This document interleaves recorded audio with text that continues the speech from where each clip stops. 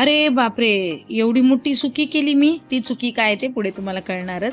तर hi everyone, स्वागत आहे सगळ्यांचं सुप्रिया शिंदे ब्लॉगमध्ये. पाऊस काय थांबायचं नाव घेत नाही आणि इकडं आमची मनीबाई किती मस्त पांघरून घेऊन झोपलेली. सकाळपासून पाऊस आहे बघा, आवाज किती जोरात येतोय. आणि मी ना 12 वाजता घरी आले होते कामावरनं, तरीही चहा पिण्याचा मोह काय मला आवरला नाही. पाऊस येतोय पण आपला स्वयंपाक मात्र काही चुकलेला नाही. मग पटापट स्वयंपाक करायला घेतला, बटाटे चिरून घेतले आणि ना ॲसिडिटी होत होती मला खूप. तर घरातलंच आवळ्याचं झाड असल्यामुळे कधी आवळा काढायचा आणि खायचा.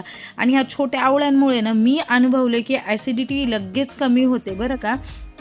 तर काय असं तिखट झणझणीत खावंसं वाटत होतं म्हणून मी मिरच्या भाजायला घेतल्या, पण त्यामधून फोटल्याच नाही आणि त्या दणादण त्या कढईमध्ये ना उडायला लागल्या. आणि इकडं माझी भीती बघतायत ना, तर नंतर ना सगळे त्याच्यामध्ये हे घेतलं टाकून मसाले.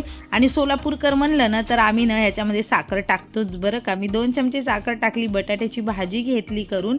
सोलापूरमध्ये ना प्रत्येक गोष्टीमध्ये साखर खाल्ले जाते. पोहे, चुरमुरे, ठेचा किंवा कुठल्याही ह्याच्यात चिमूटभर तरी साखर पडते, म्हणून आम्ही सोलापूरकर एवढे गोड आहोत बरं का.